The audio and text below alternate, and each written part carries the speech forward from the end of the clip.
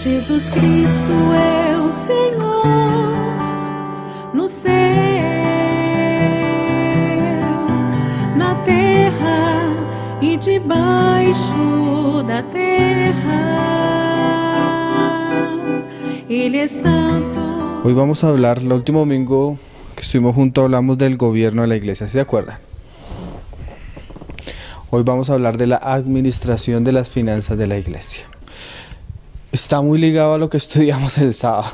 Si usted no pudo estar el sábado, hermano, escuche la enseñanza del sábado porque la del sábado está muy ligada con lo que hablamos, lo que vamos a hablar hoy. Ya está en internet, se llama Debemos amar no de palabra ni de lengua, sino de hecho y en verdad. Para los que quieran, porque los que estuvieron se van a dar cuenta que estuvimos hablando bastante de estos asuntos. Parece que el Señor nos lleva a jornadas donde enfatizamos en ciertas cosas. Bueno, cuando se habla de las finanzas de la iglesia, hoy en día tenemos dos problemas. Unos hermanos que sí han ido a un extremo que todo es dinero, un énfasis sobresaliente en el dinero, y otros hermanos que han salido de estos que dicen y llegan de pronto a la vida de la iglesia y dicen ya no queremos saber de ofrendas, no queremos saber de diezmos, no queremos saber de dinero, aquí no se recoge ofrenda, aquí no. Bueno, ambos extremos son viciosos, ambos extremos son ladrones. Por un lado se distorsiona al pueblo y se engaña al pueblo haciéndole pensar que la fe está solo ligada al dinero y a la prosperidad, y por otro lado cuando no se habla de estos asuntos pues hay necesidades en la iglesia que la iglesia debería suplir. Y la iglesia no suple esas necesidades porque los hermanos no han sido enseñados en relación a este asunto. Entonces, parte del orden y del gobierno de las cosas que el Señor necesita establecer en la iglesia local. Entonces, el Señor decía, vamos a ver varios pasajes. Lucas 11, verso 42. El Señor hablando con los fariseos que eran codiciosos, que eran avarientos, porque así el Señor les hablaba. Les decía que, mira lo que les decía ahí en Lucas 11, 42. Dice, mas hay de vosotros fariseos que diezmáis la menta y la ruda y toda hortaliza y pasáis por alto la justicia y el amor de Dios. Esto os era necesario hacer sin dejar aquello. Entonces el Señor es muy claro. Hay cosas que son importantes, el amor de Dios, la justicia, hay que enfatizar en eso, pero también sin dejar aquello. Entonces nosotros a veces hablamos de unas cosas que son importantes, pero no hay que dejar de lado otras que también el Señor habla. Amén. Es curioso que, yo no sé, yo desde el sábado he tenido, pero es curioso que el Señor resalta mucho lo de las ofrendas, hermano. Por ejemplo, cuando Él envía a Pedro a predicarle a Cornelio, cuando el ángel se le aparece, el ángel le dice a Cornelio que sus oraciones y sus limosnas han llegado delante del cielo. Entonces eso da cuenta de que el Señor se fija en esas cosas porque si no, no aparecería en el pasaje. Lo mismo cuando esta mujer, yo no me acuerdo el nombre, Talita, sí, Dorcas. Cuando Pedro está donde Dorcas, las hermanas comienzan a hablar de Dorcas y lo que dicen es que era abundante en obras y en limosnas. Hasta un milagro que el Señor va a hacer y los judíos le dicen sí, hazlo porque, y era como que un centurión que era generoso en ofrendas y en limosnas, o sea, como que esos aspectos en la palabra son recordados y nosotros no podemos negar el asunto. Entonces vamos a ver varios pasajes donde la Escritura nos habla del asunto. Vamos a ver 2 Corintios. Ciertamente este asunto debe ser tratado con una delicadeza que la misma palabra nos enseña. Ciertamente este asunto debe ser hablado, pero el Señor nos ayude a hacerlo delicadamente y fielmente, sin deshonrar al Señor y sin abusar de los hermanos. Por ejemplo, Pablo cuando trata el asunto es muy delicado, y esa delicadeza y ese ejemplo de Pablo nos debe hablar a nosotros. Mira cómo Pablo habla ahí en 2 Corintios 8:21, dice, procurando hacer las cosas honradamente, no solo delante del Señor, sino también delante de los hombres. Estos son asuntos que hablan mucho de la persona. Como un hermano decía, si nosotros no somos fieles en el dinero, no vamos a ser fieles en muchas cosas.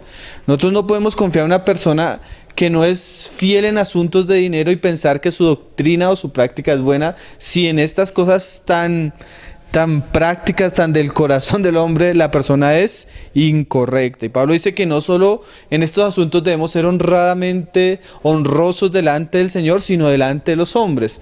O sea, no es que, ay hermano, yo veré cómo hago las cosas delante del Señor. No es solo eso, sino que no solo debemos de ser íntegros delante de Dios, sino a los ojos de los hombres, en estas cosas debemos ser íntegros. Porque nosotros tenemos muchas advertencias de la palabra de que este iba a ser un mal. Entonces, como este iba a ser un mal, los hermanos que son involucrados en estos, y aunque no querramos, somos involucrados, porque también es el asunto. Hay hermanos que dicen, no hermano, a mí, yo he estado en iglesias donde los ancianos me dicen, hermano, nosotros las predicaciones, el gobierno de la iglesia, pero no queremos saber de dinero. Pero es inevitable, porque es parte de la administración de la iglesia, es parte de la administración de los recursos de la iglesia, las finanzas. Entonces no podemos darle la espalda al asunto, sino procurar ser honrados delante del Señor y delante de los hombres. Pablo también habla de eso en 1 Tesalonicenses 2, verso 5. Él habla de su ministerio y nosotros debemos tener cuidado. A veces nosotros tenemos que tener mucho cuidado en nuestro corazón porque podemos pasar una línea. Y ese temor debe existir. Por lo menos lo que les decía, el sábado yo sentía como, Señor, guárdame de no pasar la línea. A veces uno da ejemplos y uno siente que puede pasar la línea, porque de alguna manera puede estar o mostrando una necesidad o coaccionando a los hermanos de una manera propia, que eso debemos tener mucho cuidado. Porque, por ejemplo, como nos decían los hermanos, una vez hablando de esto, ya se iba terminando la enseñanza y yo le decía a los hermanos, y no vamos a recoger una ofrenda. O sea, no estamos hablando de esto pensando que vamos a hacer algo para coaccionarlos, para que ahorita vamos a recoger la ofrenda para el hermano. Debemos tener una línea muy fina, hermano. Pablo, míralo cómo lo dice 1 Timoteo 2:5, Tesalonicenses 2:5. Porque nunca usamos palabras lisonjeras, como sabéis, ni encubrimos avaricia. Dios es testigo. O sea, Pablo habla de dos cosas: las palabras y lo que encubre, ¿sí? Entonces, Pablo tenía cuidado con que su lenguaje no fuera a dar una mala impresión en sus oyentes. No solo en los creyentes, sino a veces entre los incrédulos. Porque eso se ve hoy en día, ¿no? Personas que hablando de estos asuntos se da la impresión que se está escondiendo algo en el corazón, ¿no? Avaricia. Y a veces de verdad hay personas que pasan a ministrar a la iglesia, pero ya han hecho un acuerdo con el pastor. Recogemos una ofrenda, yo voy tanto y usted va tanto. Porque ya hay intenciones premeditadas en el corazón cuando se va a hablar de estos asuntos. Nuestra intención, por lo menos hoy, es solo enseñarnos los unos a los otros. ¿Para qué? Lo que hablábamos las primeras veces, para conocer las huellas del rebaño, cómo la iglesia trataba estos asuntos y asimismo nosotros poder caminar en relación a esto conforme a la visión que nos da la palabra y no hacerlo desenfrenadamente. Entonces dice Pablo que ni usaba palabras lisonjeras, ni encubría avaricia, y ponía como testigo a Dios. ¿Por qué? Pablo decía ahí a Timoteo, si quieres se lo leo porque yo sé, bueno, va a búsquelo, 1 Timoteo 6:10. Él sabía que esto iba a ser un mal, él sabía que le iba a ser un mal recurrente en la iglesia. Mira cómo se lo dice a Timoteo. Hablando del contentamiento, y de verdad que nosotros debemos aprender a contentarnos con lo que el Señor nos ha dado, sea poco, sea mucho, ser agradecidos con el Señor, satisfechos, porque si yo estoy satisfecho con el Señor, pues no voy a tener intenciones ocultas, ¿sí? Muchas veces la falta de satisfacción con lo que el Señor me ha dado hace que yo vea en la iglesia un motivo o un medio para enriquecerme. Dice Pablo ahí en el verso 10. Porque raíz de todos los males es el amor al dinero, el cual codiciando algunos se extraviaron de la fe y fueron traspasados de muchos dolores. Entonces Pablo no solo ve que él debía guardarse por testimonio al Señor y a los hombres, sino Pablo anunciaba que eso era un hueco profundo en el cual muchos ya habían caído. Entonces el asunto del dinero en la iglesia es un asunto de mucho cuidado, porque tú puedes extraviarte de la fe y traer dolores para ti. Entonces debemos ser delicados, debemos ser temerosos en el asunto. A tal punto que nuestra vida debe hablar de eso. Pablo también lo dice ahí en Hechos 20, verso 33. Vamos a ir por muchos pasajes porque no queremos, Hechos 20, verso 33, no queremos salirnos de la palabra, sino que la palabra le dé peso a la enseñanza y podamos estar en el equilibrio del Señor. Hechos. ¿Lo tienen? Mira cómo dice Pablo, hablando de la manera como él se había conducido entre las iglesias. Dice, ni plata, ni oro, ni vestido de nadie he codiciado. Hoy en día es al contrario, la plata, el oro y el vestido se ha codiciado. Hoy en día no se enfatiza solo en ofrendas de dinero, sino que usted puede dar oro, si usted puede dar joyas, si usted puede dar ropa, lo que usted quiera dar, carro. Pero hay que tener mucho cuidado, ¿no? Hay que tener mucho cuidado en estos asuntos. Y la manera de vivir de Pablo nos enseña bastante, sino que él mismo dice, antes vosotros sabéis que para lo que me ha sido necesario a mí y a los que están conmigo estas manos me han servido. En todo os he enseñado que, trabajando así, se debe ayudar a los necesitados. Entonces es bien interesante también que Pablo dice, yo no he codiciado oro, yo no he codiciado plata, sino que para mis necesidades he trabajado para enseñarles. O sea, el hecho de que Pablo no haya codiciado oro, plata, no quiere decir que en la iglesia no deba haber ofrendas, sino él mismo nos va a dar ejemplo de que él trabajó para poder dar. ¿Por qué? Porque muchas veces escuchamos a los pastores, a los predicadores hablar de dar y levantarse delante de la iglesia, estimularle a la iglesia a que dé, pero nosotros no sabemos si ellos dan. Entonces, si yo recojo las ofrendas, yo debo dar. Si yo enseño sobre dar, debo dar porque es que es mi ejemplo el que debe enseñar a los otros.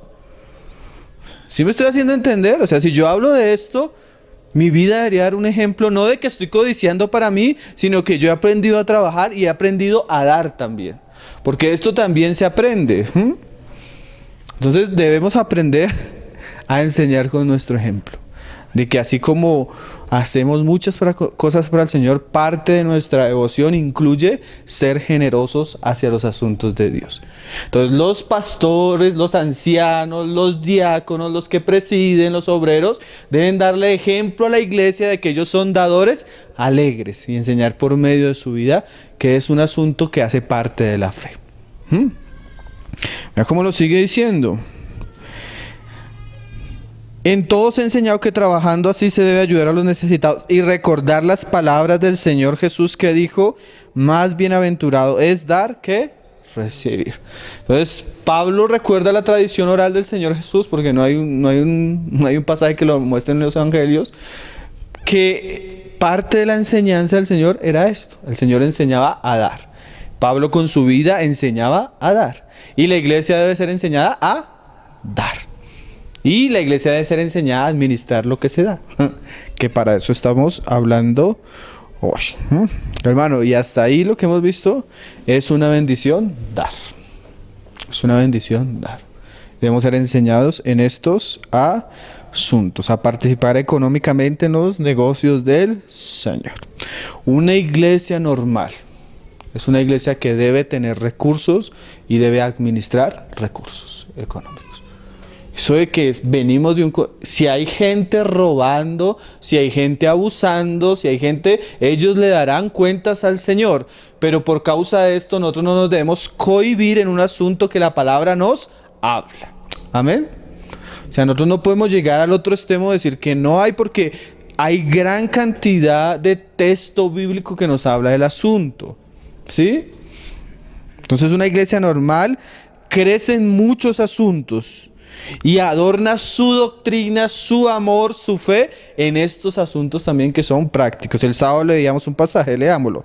2 Corintios 8, verso 7. Como Pablo habla de ofrenda a los santos. Dice,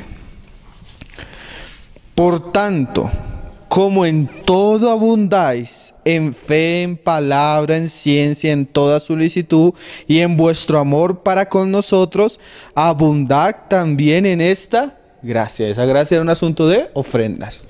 Entonces, así como tenemos palabra, tenemos fe, tenemos amor, también debemos tener abundancia en el dar.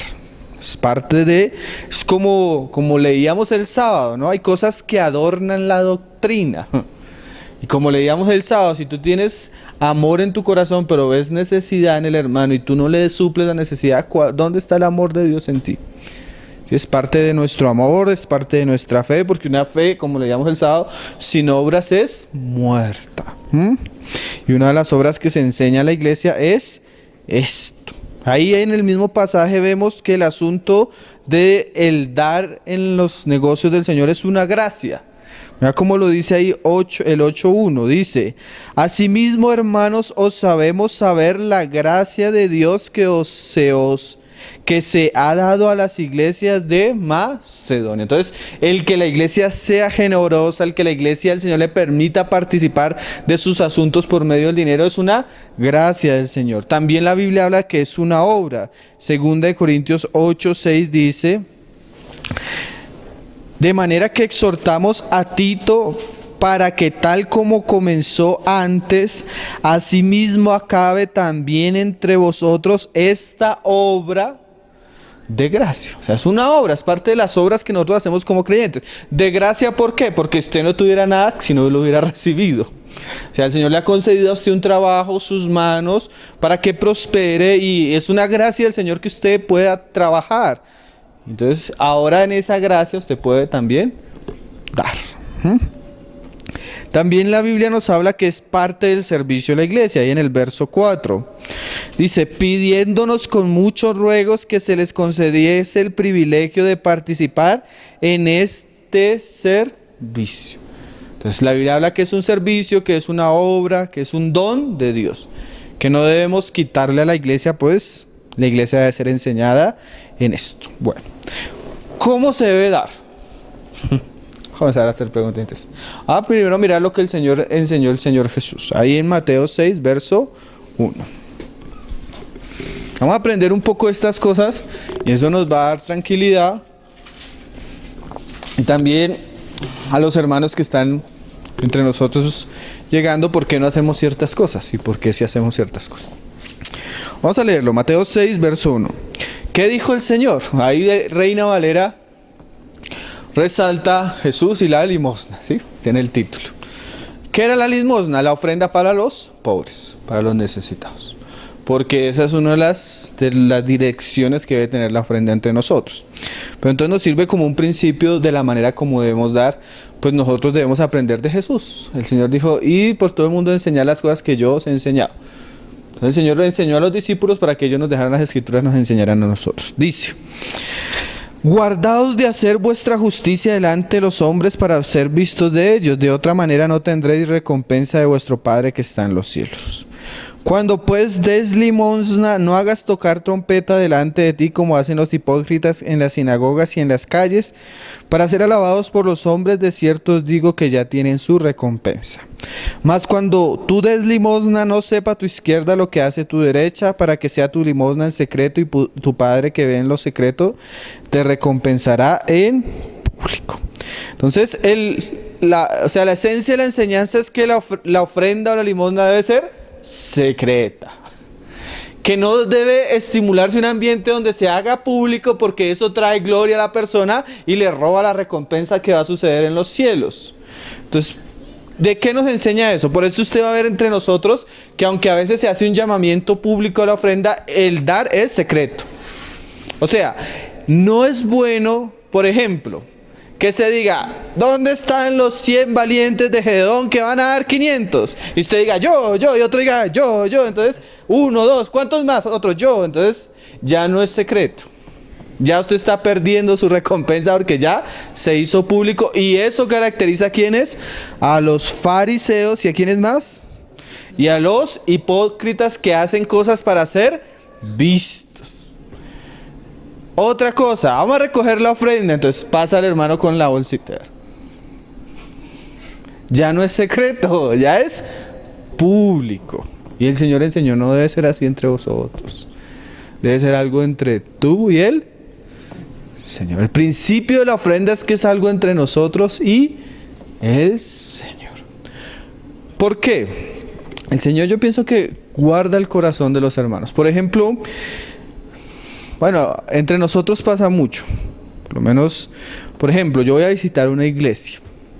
Entonces esa iglesia que yo estoy visitando, de pronto los hermanos sienten cooperar conmigo. Es un asunto hipotético. Entonces se me acerca un hermano y me dice, hermano, esto es para colaboración de la ofrenda. Entonces no fue secreto, yo me di cuenta quién está dando la ofrenda. Entonces, yo la próxima vez que voy a ir a ese lugar, voy a ver a esta hermana diferente. Porque ella es de la que participa, entonces yo la voy a ver como inconscientemente, hermano, mi corazón ya va a tener un lugar especial para esta persona. Entonces tal vez si esta persona me dice algo, yo voy a tener la tendencia a tratarla especial porque hay como un compromiso económico. ¿Sí me estoy haciendo entender? Entonces, de pronto, la persona dio y volvió a dar. Entonces ya la cuarta vez que voy allá, ya estoy esperando a ver qué dé otra vez. ¿Sí me hago entender?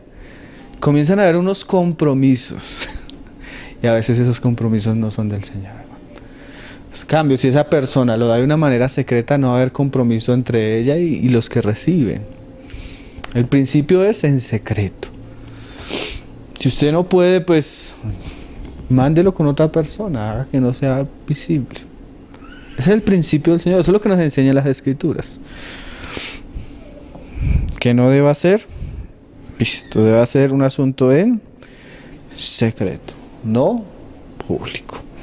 Ahora, nosotros encontramos en las Escrituras que se habla de la bolsa. También a veces nosotros usamos el lenguaje del alfolí, que es un lenguaje del Antiguo Testamento, o el arca de las ofrendas, porque son palabras que se encuentran en las Escrituras.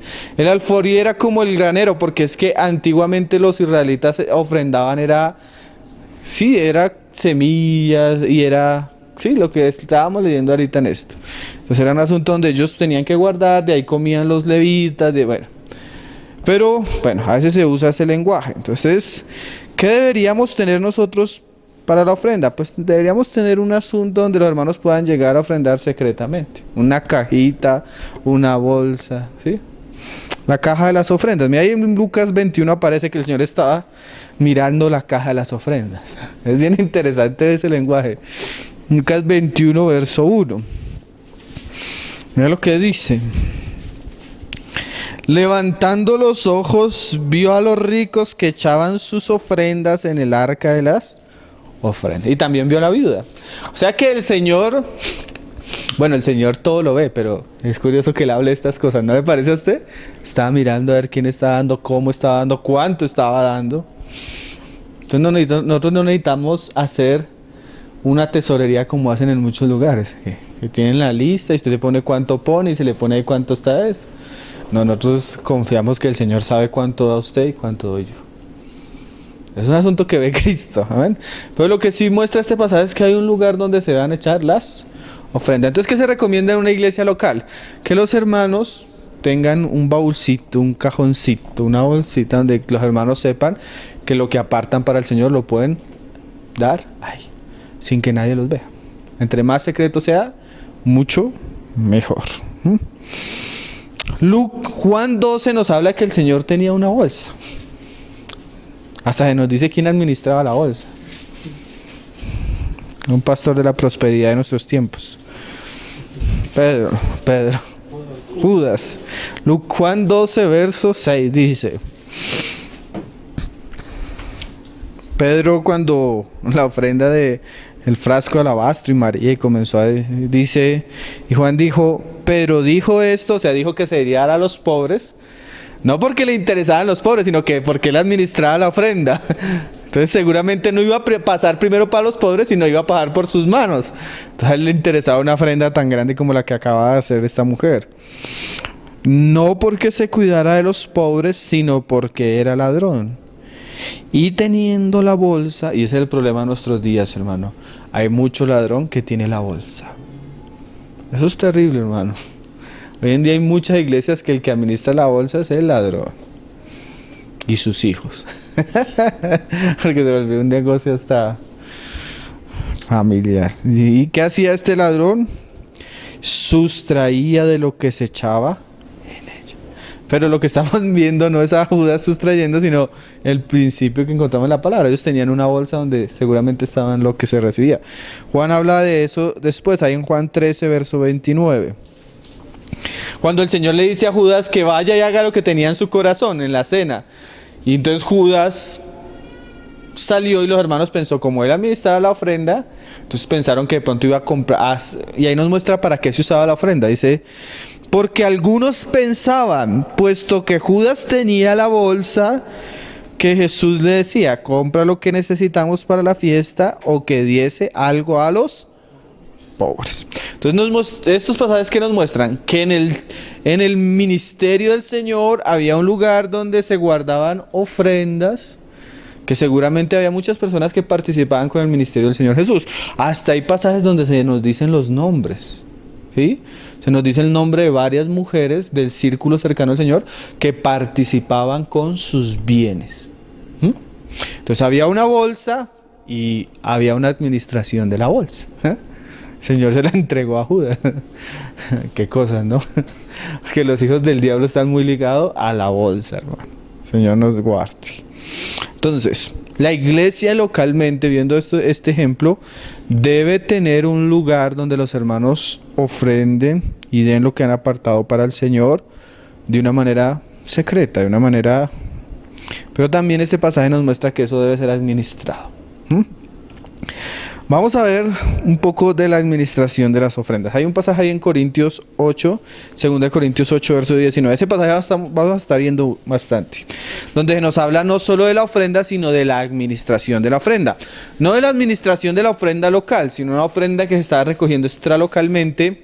Pero se nos habla de ese lenguaje, el lenguaje que nos sirve para entender esto.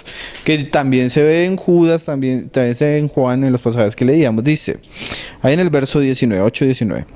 Y no solo esto, sino que también fue designado por las iglesias como compañero de nuestra peregrinación para llevar este donativo, que es administrado.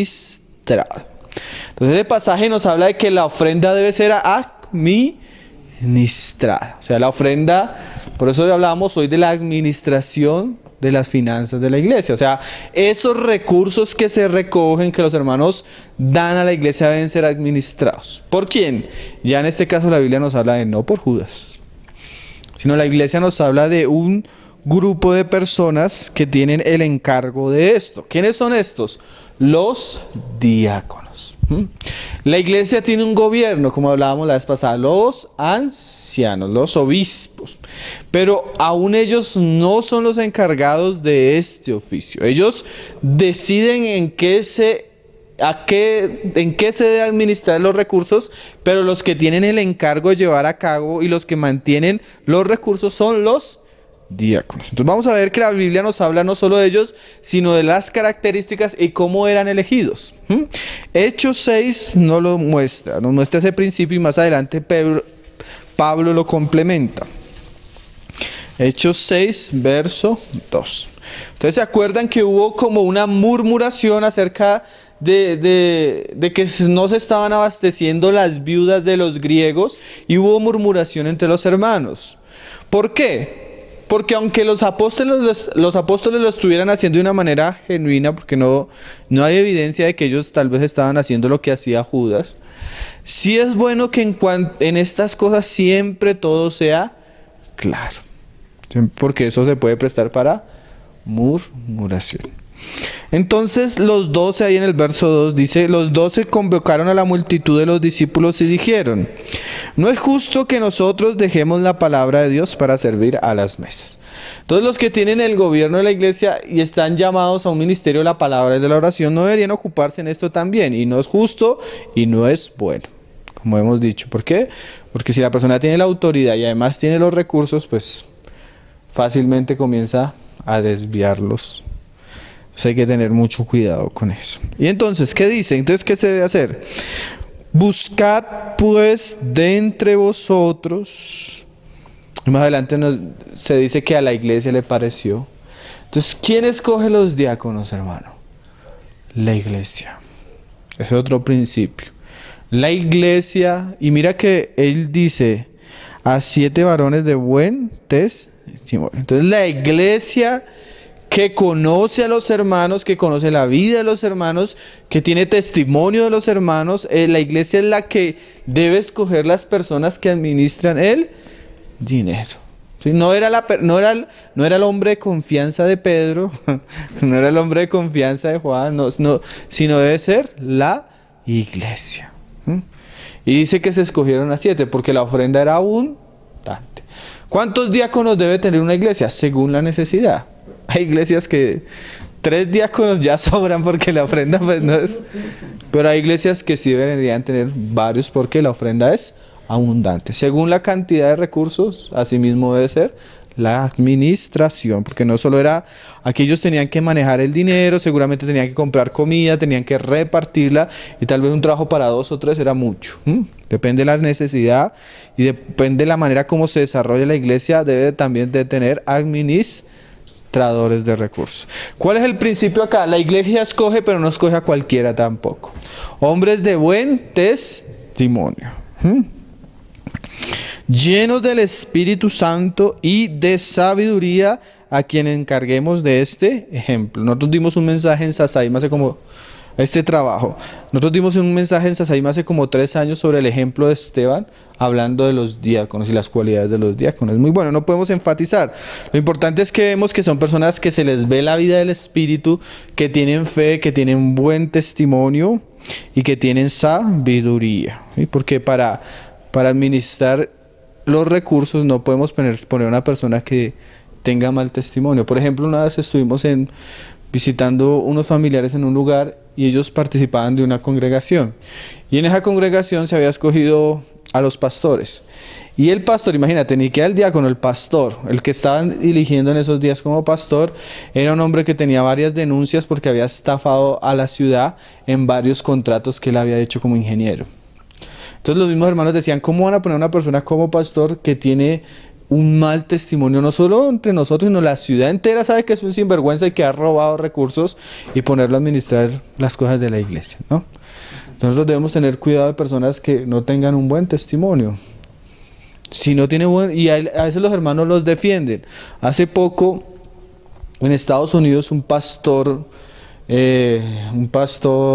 sabatista que enseña todo lo del sábado y a guardar el sábado, fue encarcelado porque en sus negocios estafó a mucha gente económicamente por estafa, y salen los hermanos a defenderlo. Pero hermanos, si no tiene buen testimonio, no puede ser ni diácono, imagínate predicador. En estos asuntos debemos ser íntegros, ¿no? Llenos del Espíritu Santo, o sea que personas guiadas por el Espíritu, porque aunque es un asunto material, debe ser dirigido espiritualmente.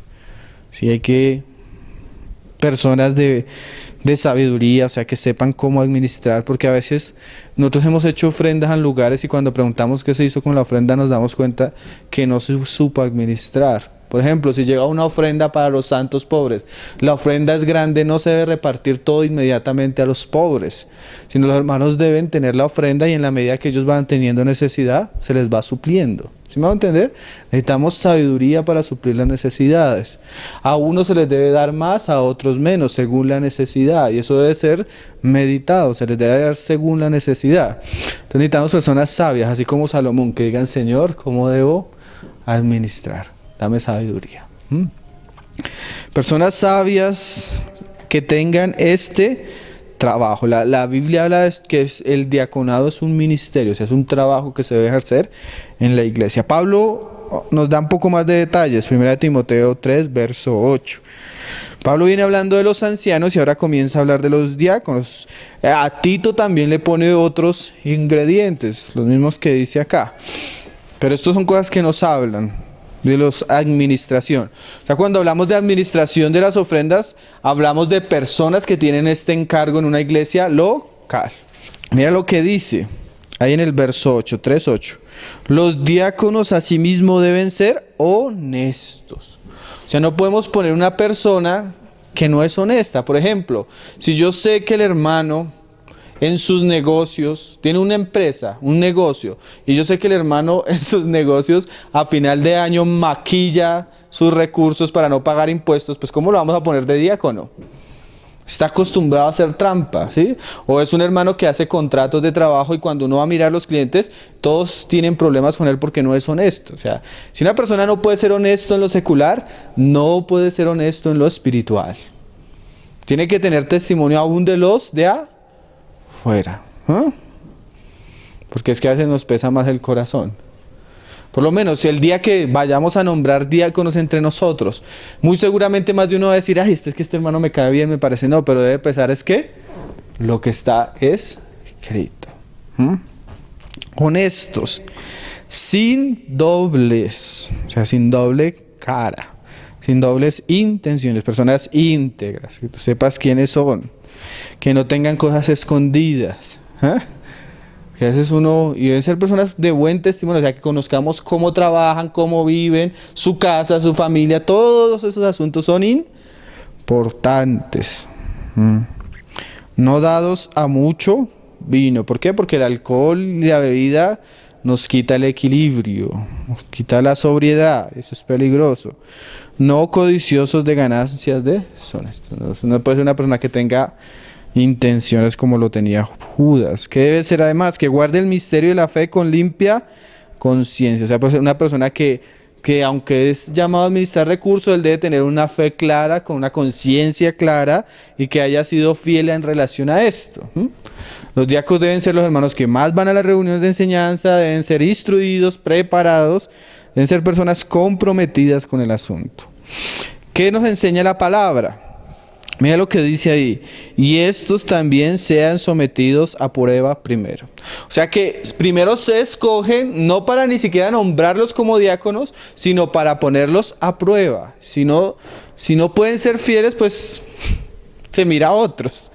Pero siempre eso, ¿no? Asimismo, o sea que los ancianos también, todos son primero sometidos a prueba. Y entonces ejerzan el diaconado si son irreprensibles. Entonces, ¿qué estamos viendo? Por lo menos en Judas, ¿qué veíamos? El Señor no lo nombró diácono, simplemente lo estaba probando. Y la prueba nos mostró que era un tramposo. ¿Sabes? El Señor pone primero a prueba. Aquí el pasaje siguiente nos va a hablar algo que es bien diferente a lo que hablamos con los ancianos.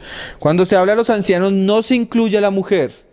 El gobierno de la iglesia no se le da parte a la mujer ni al ministerio de la palabra. Pero en el diaconado sí, porque mira aquí lo que dice. Las mujeres asimismo sean honestas. Tenemos un pasaje en Romanos 16 donde se habla de Febe, que era diaconisa en Creta, me parece. Entonces vemos a mujeres que tienen cualidades para ser diaconisa y la Biblia nos habla de alguna de ellas. Entonces la mujer puede participar en este ministerio, pero ¿qué tiene que ser? Sean honestas, no calumniadoras, o sea, mujeres con una boca medida, sobrias, fieles en todo. Y vuelve a hablar de las características de los hombres. Los diáconos sean marido de una sola mujer. O sea, su vida, su familia, y que gobiernen bien sus hijos y sus casas. Pues porque lo mismo dice la palabra. Si no puede gobernar bien su casa, pues en la iglesia no lo va a poder hacer. Porque los que ejerzan bien el diaconado, o sea que puede haber personas que no, ganan para sí un grado honroso y mucha confianza en la fe que es en Cristo Jesús. Entonces deben ser personas de confianza, porque, bueno, a veces una iglesia local, pero digamos nosotros cuando organizamos un campamento, a veces los diáconos cargan en su bolsillo 15, 20 millones. Eso es una responsabilidad grande. Entonces deben ser personas confiables, que se les pueda dar la administración de dinero y que no se nos van a nada torcer, que no tengan intenciones impuras, que nos saquen para sí. Ese tipo de hermanos que han sido probados, que han sido reconocidos y en este servicio, en este trabajo deben ser puestos en estima, porque es una labor honrosa, una labor delicada, una labor que pues es dinero. El dinero siempre, generalmente todos los males, dice la palabra, giran en torno a ese asunto. Entonces, si encontramos personas fieles en ese asunto, vamos a encontrar personas fieles en algo que es importante en la vida de la iglesia. Ahora, los que administran. Ahora, ¿cómo lo administran? Ahí en Juan 13, verso 29, se nos da, cuando se habla de la bolsa, se nos muestra, ahí muy sencillamente en qué se debe administrar la ofrenda de la iglesia localmente. Dice Juan 13, verso 29. Dice, porque algunos pensaban, puesto que Judas tenía la bolsa, que Jesús le decía, compra lo que necesitamos para la fiesta, o que se diese algo a los pobres. El primer asunto en el cual se deben administrar los recursos de la iglesia es para que se mantenga la fiesta. ¿Cómo así? La iglesia debe proveer y se deben administrar los recursos de la iglesia para que la vida de la iglesia pueda sobrellevarse. Por ejemplo, asuntos como que si la iglesia tiene un lugar donde se reúne, de la bolsa o de los recursos que se recogen, la iglesia debería pagar eso. Vamos a necesitar un local. Entonces, la iglesia debe ser autosostenible, o sea, vamos a pagar el lugar, vamos a pagar los servicios, la luz, el agua, ¿sí? O sea, si la iglesia tiene gastos, lo primero que se debe hacer con las ofrendas es pagar esos gastos para que siga la fiesta de la fe. Amén. Bueno, entre nosotros a veces, como los hermanos prestan su casa, entonces a veces nos ahorramos, ¿sí? Arriendos. Pero se puede pensar en ayudar a los hermanos en los gastos que tiene en ese lugar. Hay lugares donde hay hermanos que prestan su casa y reuniones 4 o 5 veces a la semana, reuniones grandes donde se usa el baño, donde se usa la luz, donde se usa... Y la iglesia puede pensar usar recursos para eso. ¿Qué otros gastos puede tener la iglesia? La iglesia a veces necesita el vino para la cena, el pan para la cena, cosas que... O a veces la iglesia misma lo provee sin que haya necesidad de que eso sea un gasto. Pero si lo hay, lo primero que debe sacarse la ofrenda es para que siga la fiesta. Si necesita algún asunto para la fiesta de la fe, se debe sacar de la bolsa. ¿Y qué es el segundo asunto que se dice ahí? O que se diese algo a los pobres. Entonces, la palabra nos muestra que la ofrenda no era para comprarle un carro a Jesús. La palabra nos muestra que la ofrenda no era para comprarle el traje a Jesús. Porque él dijo, no tengo dónde recostar su cabeza. ¿Quién es más importante? ¿Los importantes o los pobres en la ofrenda? Aquí se nos habla primeramente de los pobres. Seguramente también de ahí sacaban para comer los apóstoles, seguramente. Pero hay un énfasis en tener cuidado de los pobres. El sábado hablamos bastante de eso. Entre los pobres se incluyen a las viudas. Vamos a leer un pasaje ahí en 1 Timoteo que se nos habla de eso. Timoteo 5:3. Parece ser que en esa época, pues, cuando el hombre moría, muchas viudas quedaban a la merced.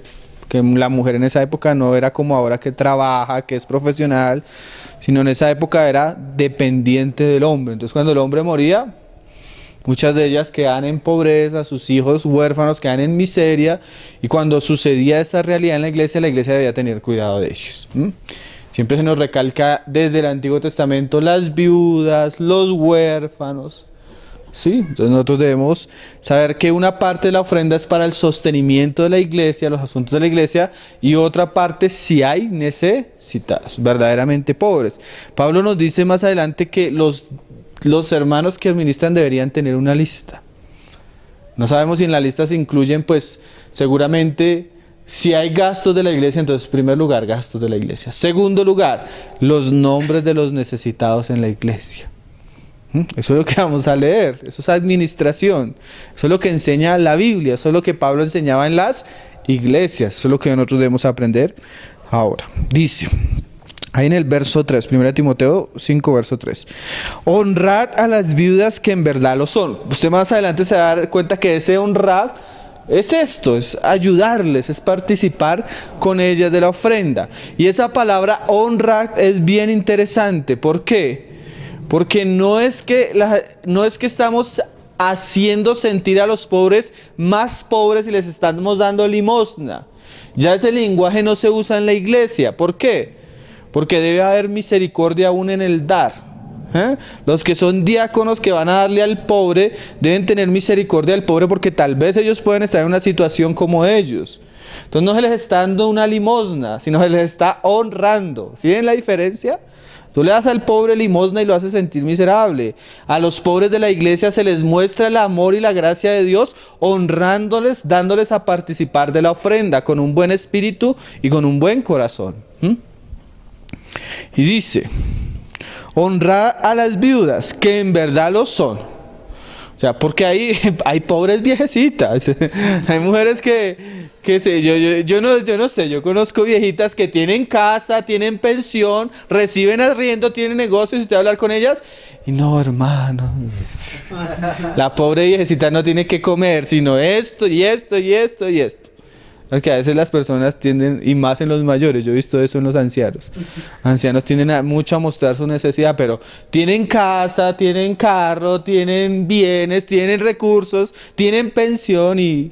No, las que de verdad lo son. O sea, una mujer que de verdad no tiene cómo sostenerse. Las que en verdad lo son. Y no solo en verdad lo son, sino mira lo que va a decir más adelante. Eso quiere decir que la administración con los pobres debe ser con sabiduría, hermano. Porque lo que hablábamos el sábado, como la iglesia tiene ese corazón para ayudar, muchas veces personas llegan con doble intención. No vienen por el Señor, sino con intenciones raras. Entonces debemos ser sabios hasta en la administración a quien consideramos pobre, a quien consideramos que se debe participar.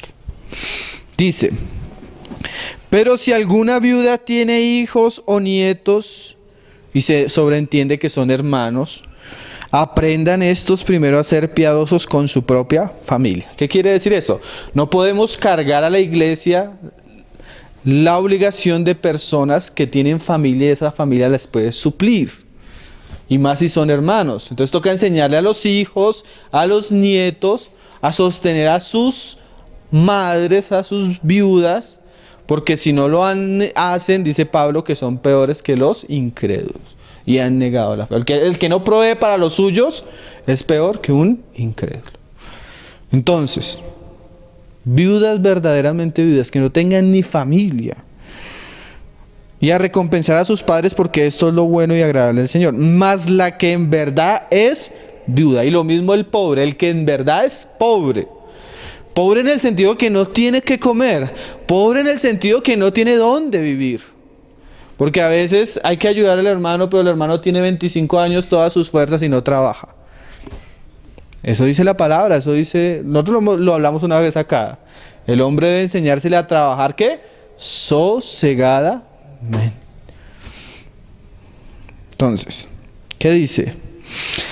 Y ha quedado sola y espera en Dios. O sea, no solo es viuda, ha quedado totalmente sola, sino que es una mujer que espera en Dios. Y es diligente en súplicas y oraciones noche y día. O sea, para recibir recursos debe tener ciertas características. ¿Por qué? Porque a veces llegan personas así como pobres, pero como que uno no sabe si son o no son. ¿Sí me hago entender? O sea, los pobres que se ayudan en la iglesia deben ser pobres de buen testimonio, llenos del Espíritu Santo, de sabiduría y de fe. O sea, así como los que administran, también los que reciben. Porque puede llegar mucha gente que a veces llega a una reunión y como ve que somos cristianos, le ayudamos de una vez, quiere ahí, pero a veces no tienen ni fe, sino ellos se aprovechan de los recursos. Entonces hay que tener sabiduría en la administración de los recursos. Y la palabra nos está enseñando eso. Dice... Pero la que se entrega a los placeres viviendo está muerta. O sea, viudas, que a pesar que son viudas peligrosas, entregadas a los placeres. Manda también estas cosas para que sean irreprensibles. Porque si alguno no provee para los suyos y mayormente para los de su casa, ha negado la fe y es peor que un incrédulo. Sea puesta en la lista, o sea que ellos tenían una lista, ¿sí? Solo la viuda no menor de 60 años. Porque sobreentiende que si es menor puede todavía trabajar. Que hayas sido esposa de un solo marido. Mira Pablo, o sea, mayor de 60 pero que haya vivido una vida buena cristiana. O sea, eso habla de que el Señor... Y es que la palabra dice así, hermano. No debemos darle las perlas a los cerdos. O sea, los recursos de la iglesia son para los santos. Porque eso también tiene el problema hoy en día. La iglesia a veces recogemos una ofrenda y nos vamos para el cartucho a darle a los drogaditos. Ahí los pongo a pensar. Primeramente a los de la fe. Y a los de la fe genuina. Nosotros ayudamos a personas, pero deben ser de fe genuina. A veces hacemos excepciones. Personas que conocimos y bueno, somos movidos a misericordia. Pero la norma es esta. Amén. Dice que tenga testimonio de buenas obras. Y mira, si ha criado hijos, si ha practicado la hospitalidad, si ha lavado los pies de los santos, si ha socorrido a los afligidos, si ha practicado toda buena obra. Yo pienso que la lista era bien cortica, hermano.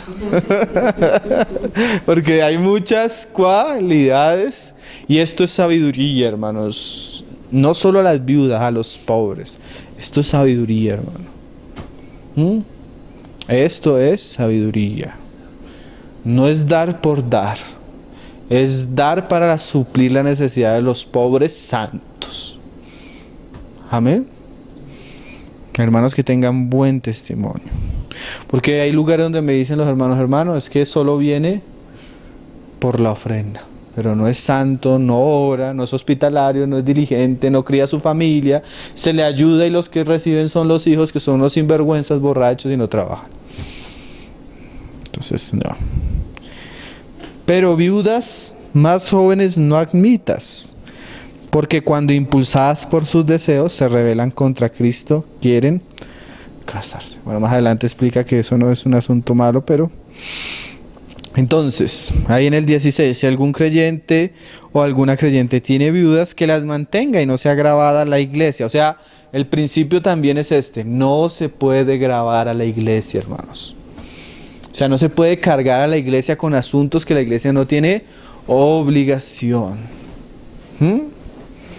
Porque a veces la iglesia puede adquirir compromisos y comienza un peso y los hermanos que administran y los que presiden comienzan a pensar qué vamos a hacer por los recursos, entonces comienza a hacer un énfasis demasiado en la ofrenda. ¿Por qué? Porque la iglesia está grabada. La iglesia no debería tener deudas. Amén. Si la iglesia no puede pagar un local, pues que no lo consiga. O sea, no debemos grabarnos en asuntos de dinero.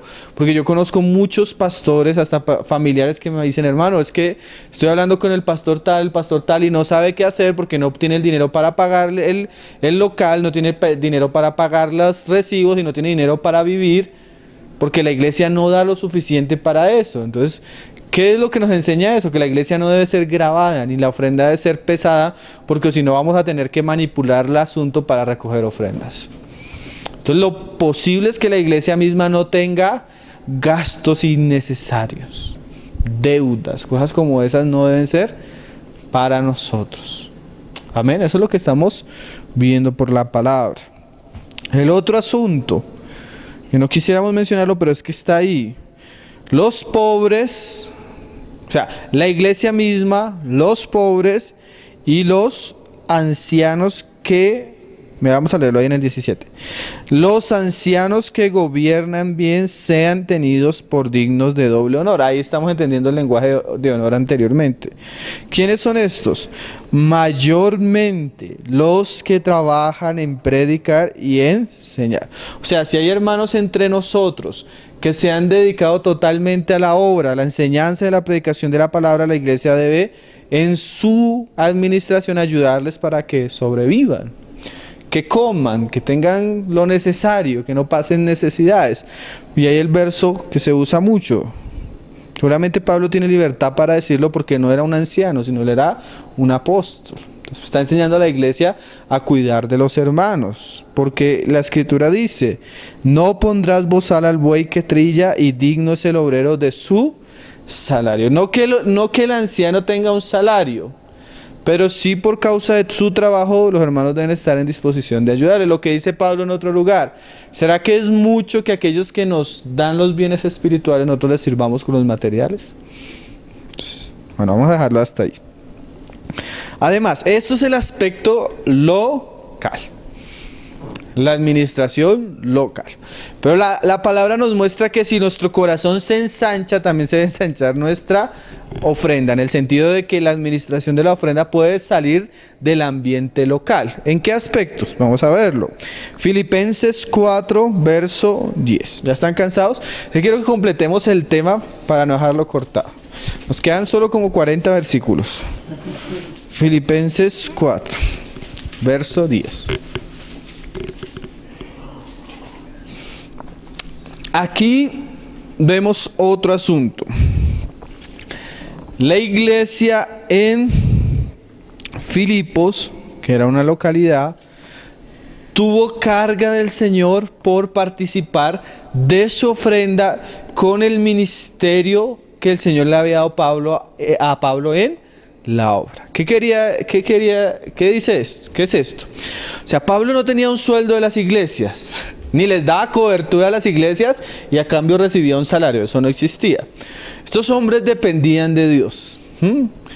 Pero a veces Dios movía algunas iglesias para que ayudaran a estos obreros a subsistir en el trabajo que ellos tenían. En este caso, Pablo nos va a enseñar este ejemplo de una iglesia en Filipos.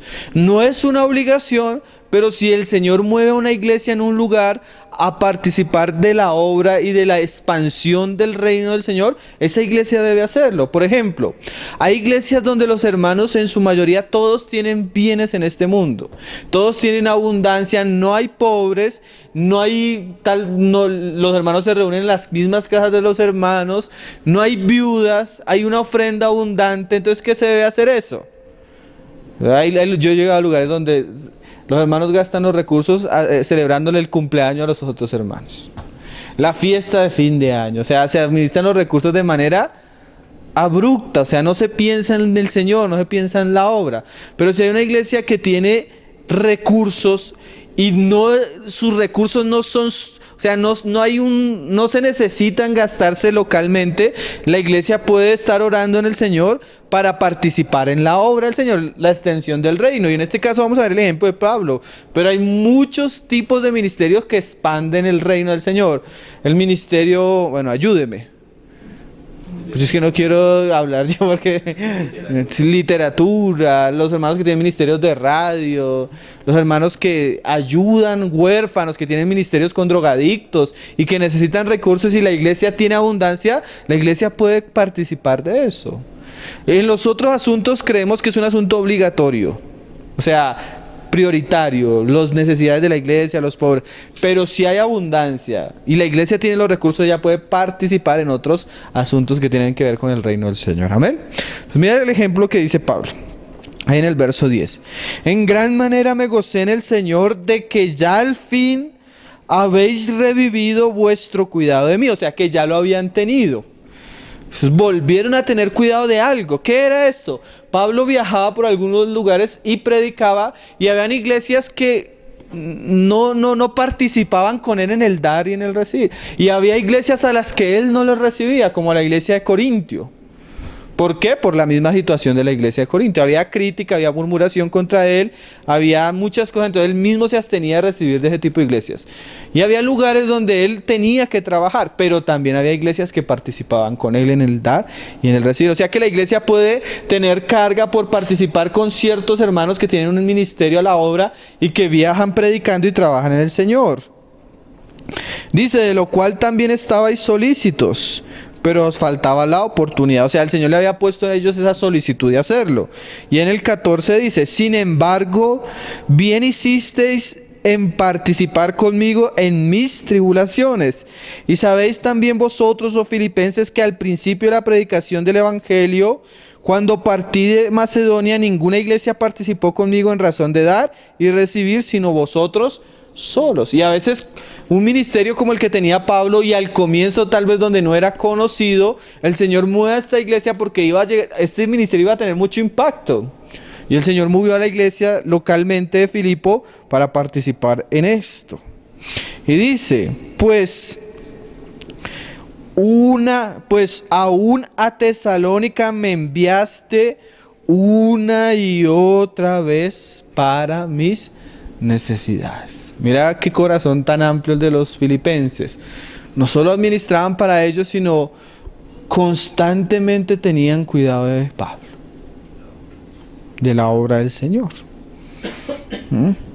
No es que busque dádivas, sino que busco fruto que abunde en vuestra cuenta, porque Pablo nos habla que nosotros tenemos una cuenta en los cielos. En la medida que participamos en el reino del Señor, nuestra cuenta va siendo abundante.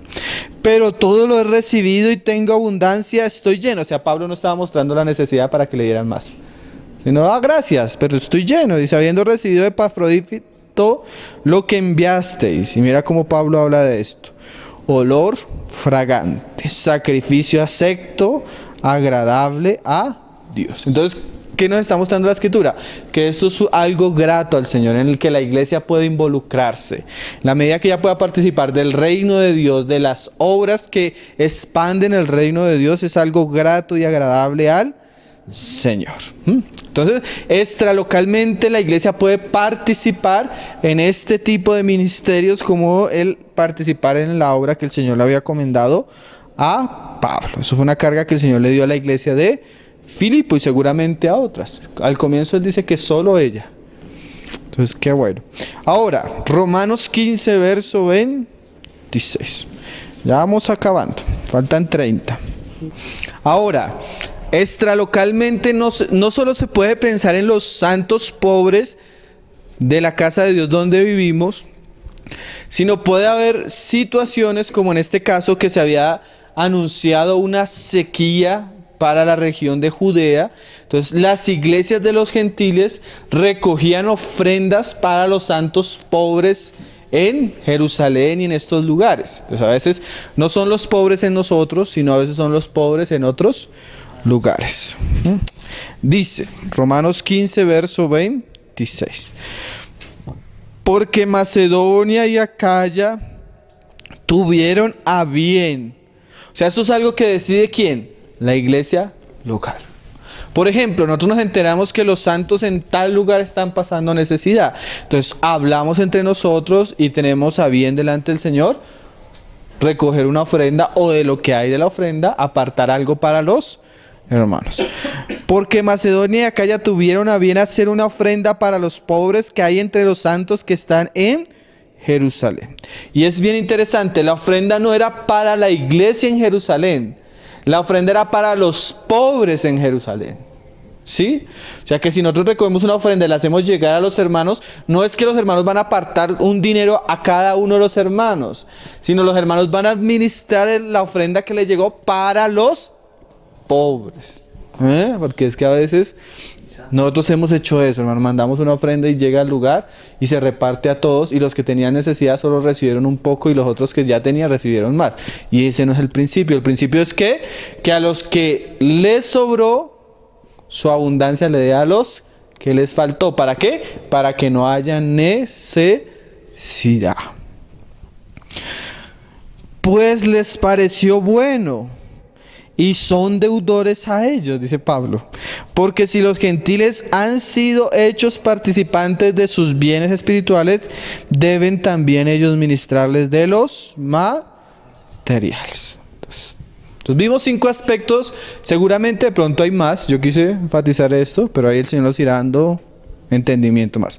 Primero, la iglesia misma. Segundo, los pobres de la iglesia. Tercero, los que trabajan en la iglesia predicando la palabra. Cuarto, puede ser la obra extralocal, el reino de extensión, obreros. Quinto, pobres de otras iglesias. Ahora, ¿cómo debemos enseñar a los santos en la iglesia localmente? Vamos a leer 1 Corintios 16. Faltan 28 versículos. No, mentira, ya vamos acabando, hermano. 1 Corintios 16, versos. ¿Cómo se debe ofrendar? Es una pregunta que siempre le van a dar. Hermano, nosotros debemos diezmar, no debemos diezmar, ¿cómo debemos ofrendar? Nosotros acá el domingo una vez, ustedes alcanzaron a estar, hablamos una enseñanza de cómo se debe ofrendar según el Nuevo Testamento. Si usted no la ha visto, chequela, es bien completa, 1:30. Ahorita solo lo vamos a resumir en 5 minutos. En la Biblia, hermanos, yo no sé, yo personalmente en la Biblia no encuentro el principio del diezmo. ¿Cuándo se puede aplicar el diezmo? Cuando una persona se lo propone en su corazón. Porque es que ya por ley o por norma no lo tenemos. Claro, es que el problema es que a algunos cristianos no les gusta el diezmo porque no les gusta dar. En el Nuevo Testamento los hermanos daban más del diezmo. Unos daban todo lo que tenían. Unos daban de lo que no tenían. Entonces, la medida del diezmo, digamos usted dice, yo soy tacaño, Señor. Tacaño, mi justicia no alcanza ni a los fariseos. Pero por lo menos como los fariseos, Señor, ayúdame a ser juicioso y apartar por lo menos el 10%, que sea una norma para autorregularme y poder ser constante. Si usted toma esa decisión, no es que usted esté guardando el diezmo del Antiguo Testamento, sino eso es lo que se propuso en su corazón, que es lo que dice ahorita, vamos a leer. Pero la norma es que no hay norma. La norma es que es según la generosidad del corazón. Nosotros no podemos aquí imponerle a los hermanos, porque hay lugares donde tú llegas, ¿cuánto ganas? Tanto, anote, el hermano fulanito gana tanto. Entonces, diezmos mensual, si no, no está en el coro, si no, no puede participar en nada. Además del diezmo, los pactos, además del pacto al comienzo de año, las primicias, y además de las primicias, bueno, y ahí comienzan a patinar un poco de cosas. No, eso, contamos el lenguaje de las ofrendas en el Nuevo Testamento. Pero ¿cómo? Capítulo 16, verso 2. Aquí vamos a encontrar dos cosas. Constancia según lo que yo haya prosperado. Por ejemplo, un hermano una vez me decía, hermano, es que yo doy cuando en algún momento el Señor me carga y veo una necesidad. Eso no es lo bíblico, hermano. Lo bíblico es que usted dé constantemente. Y el principio es según lo que usted haya prosperado. Ahí lo vamos a leer. Cada primer día de la semana, eso habla de constancia, o sea, cada primer día de la semana, ¿usted qué debe hacer? Cada uno de vosotros ponga aparte algo. O sea, cada primer día de la semana nos habla de que la ofrenda es constante. No es que usted dice, no, pero es que yo hace 6 meses de una buena ofrenda. No, la ofrenda debe ser constante. Dice, ¿constante cómo? Según haya prosperado. Porque, bueno, nuestro tiempo puede cambiar un asunto. ¿En qué sentido? En el tiempo que Pablo escriba, el jornal, el trabajador ganaba era al jornal, o sea, al diario, o sea, un denario. O sea, tú trabajabas hoy, te pagaban lo de hoy. Hoy a veces hay gente que gana así, a diario. Hay otros que ganan quincenalmente, hay otros que ganan mensualmente. Entonces, usted debe apartar, pues, según prospere, según su trabajo. O sea, si usted gana mensual, ¿cada cuánto debe dar usted? Mensual. Si usted gana quincenal, debe dar cada cuánto? Quincenal. Si usted gana diario, pues en la medida que usted va prosperando, aparte, algo. ¿Cuánto es ese algo? Lo que usted, ahí dice, ¿no? Según haya prosperado. ¿Qué quiere decir eso? Porque usted dice, bueno, yo voy a dar, un ejemplo, 100,000. Pero tal vez usted este mes no prosperó tanto y tiene más obligaciones, más gastos. Pero usted no va a poder dar 100,000 y usted no tiene que cargarse tampoco. Sino si usted por esto pudo dar 20,000, pues eso fue lo que prosperó. También, si llega un mes que es próspero, porque hay gente que tiene meses buenos, meses más. Entonces, según el mes próspero, pues usted aparta según haya prosperado. Ahí sí ya no los veo muy contentos. Son tacaños con el Señor. Son inconstantes. Yo no les estoy hablando de prosperidad, les estoy leyendo la Biblia, porque a veces algunos no dan como dice la Biblia. Entonces por eso estamos aprendiendo, hermano. Entonces debe ser constante según lo que haya prosperado, guardándolo. O sea, yo debo decir, Señor, esto es para ti. No, pues no lo voy a tocar, porque es para ti.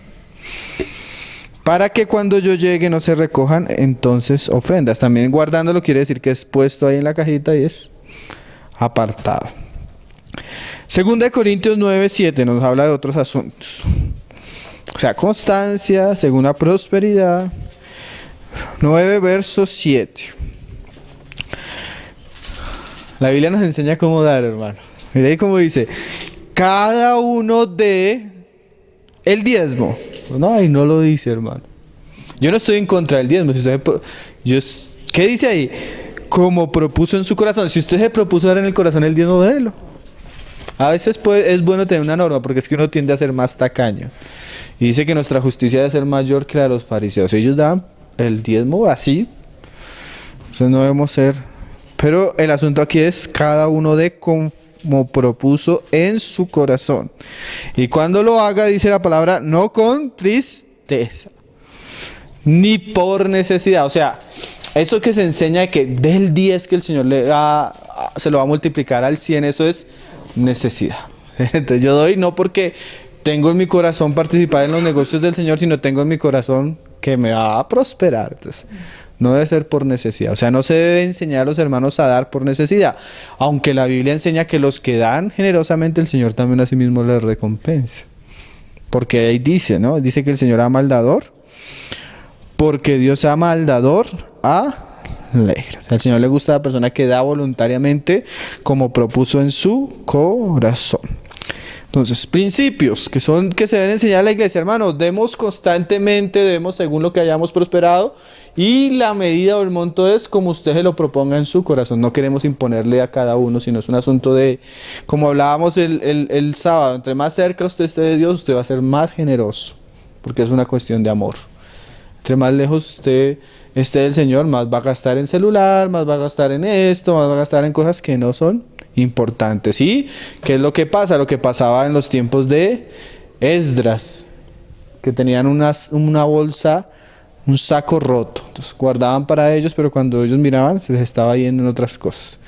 Y a veces nosotros gastamos mucho dinero en muchas obligaciones que adquirimos porque no tenemos un corazón generoso para el Señor.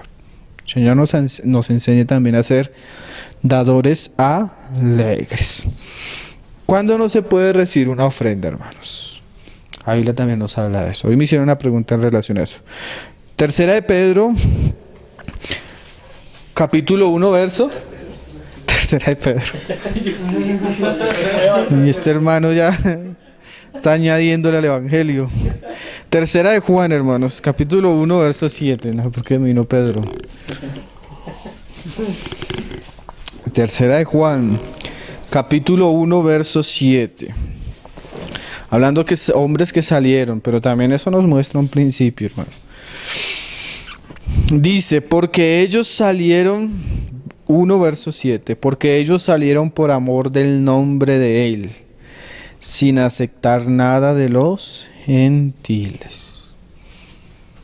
No deberíamos, la iglesia no debería aceptar ofrenda de los impíos. Hoy me preguntaron, hermano, hay una mujer, se alejó del Señor, no quiere nada con el Señor, pero en algún lugar le enseñaron que el diezmo era importante. Y aunque no quiere reunirse, no quiere nada con el Señor, ella aparta el diezmo. Porque ella entiende que si ella aparta el diezmo, Dios la va a prosperar. ¿Será que esa persona puede traer el diezmo que ha apartado por mucho tiempo y dejarlo en las ofrendas? No. Nuestra ofrenda debería ser de los hermanos, de los santos.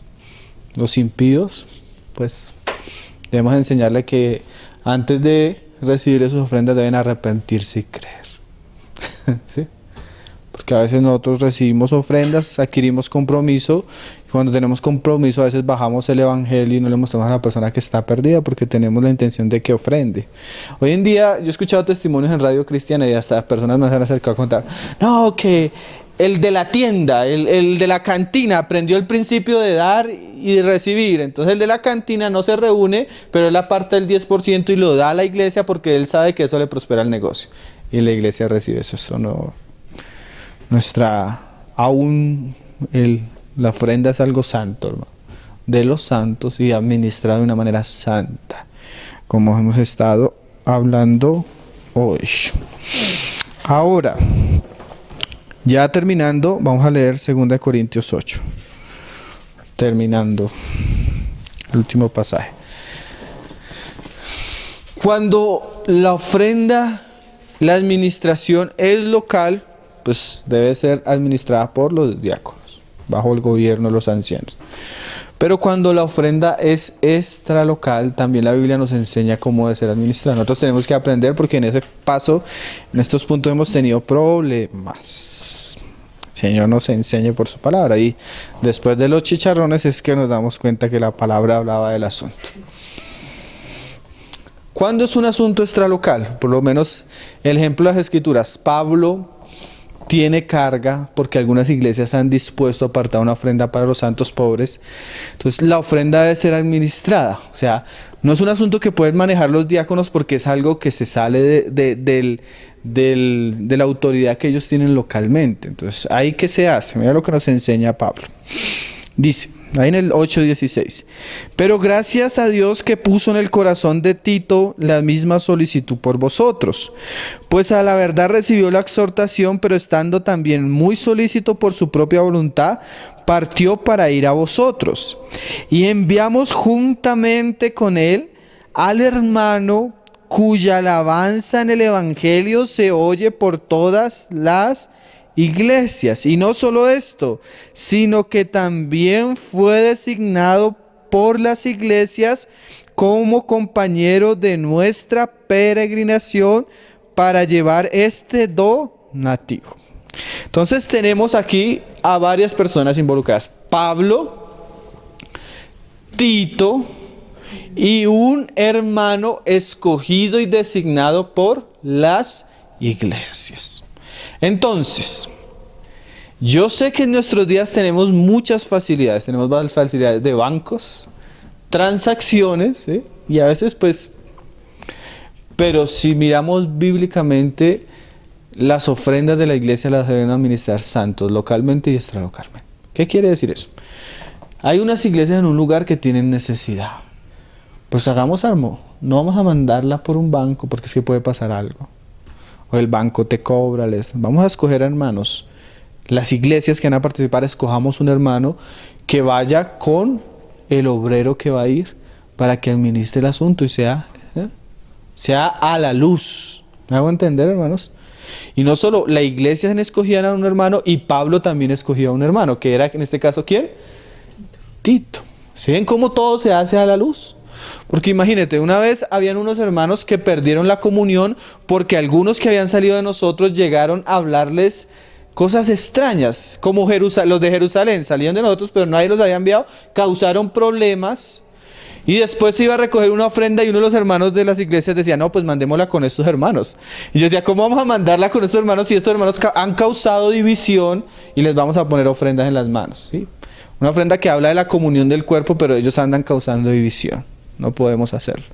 Otra vez pasó otra cosa, se recogió una ofrenda, se mandó y misteriosamente no llegó. El contacto no era un hombre íntegro, se robó la ofrenda. O no sabemos qué hizo con la ofrenda. Porque cuando se preguntó a la iglesia no sabía la ofrenda.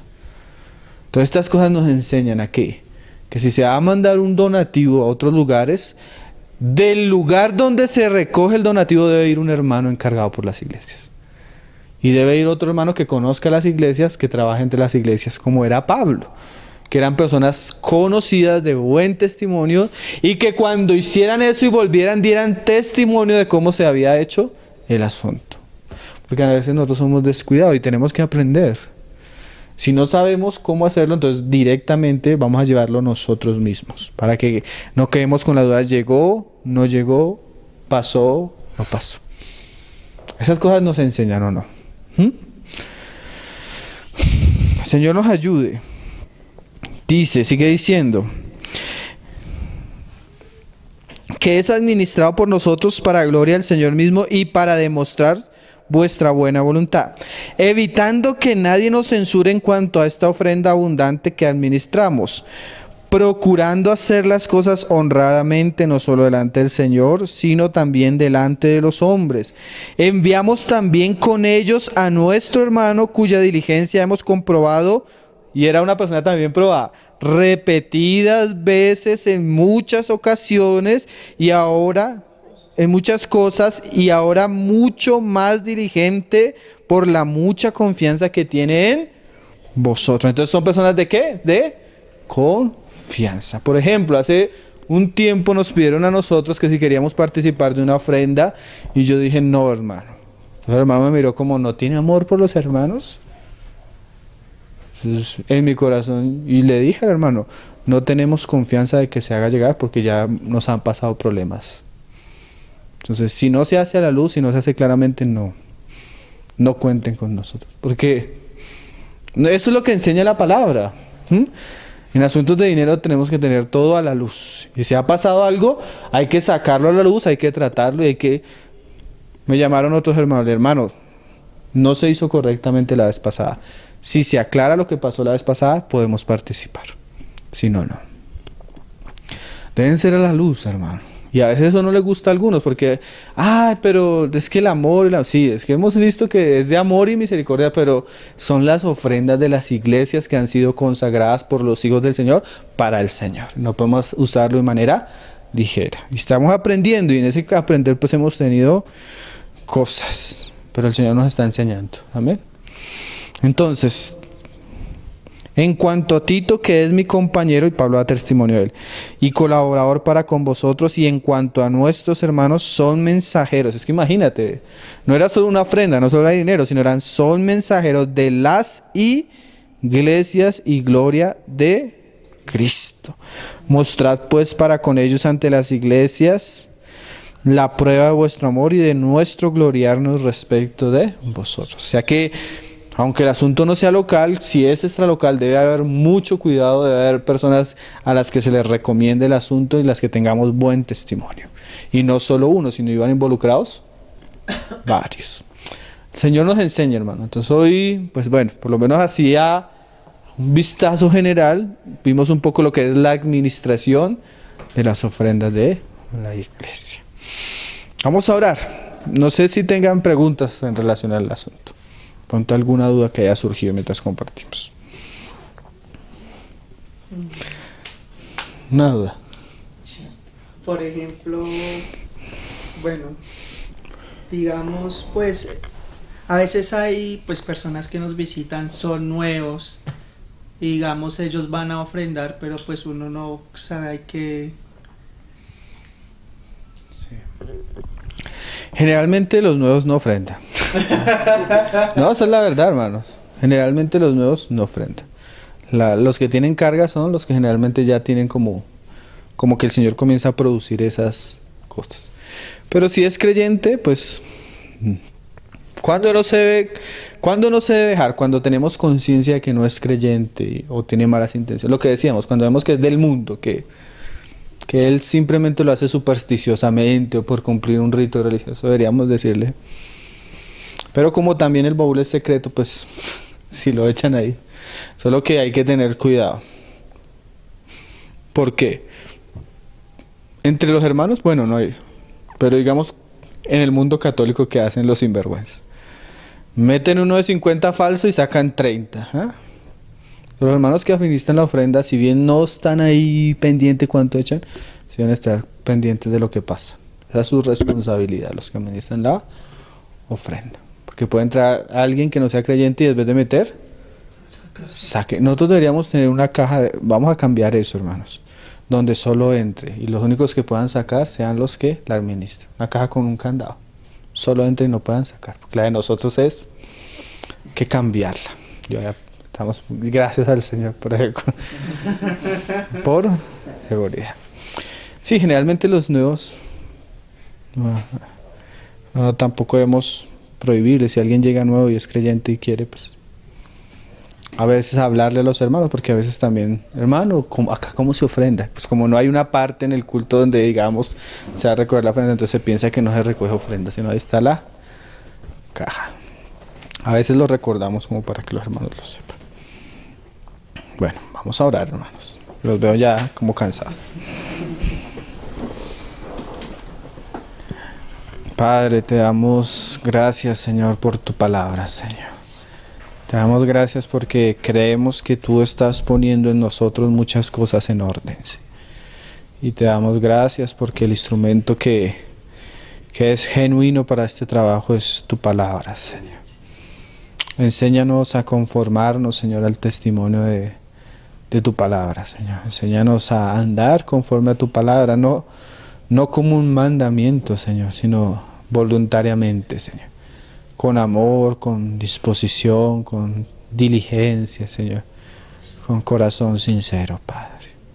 Ayúdanos, Señor. Nos ponemos en tus manos. Te pedimos que nos hagas sabios y entendidos, Señor. Pues tú has puesto tus bienes en nuestras manos, Señor. Y nos vas a pedir cuenta, Señor, algún día, Señor. Concédenos hacerlo todo de la manera honrada delante tuyo, Señor, y delante de los hombres, Señor. Ponemos estos asuntos, bendice tu palabra y que llegue a muchos, Señor, que llegue a muchos y que pueda ser de bendición y gloria de tu nombre, Señor. Esto lo pedimos dándote gracias por medio de tu Hijo Jesucristo, Señor. Amén, Señor. ao leão de Judá.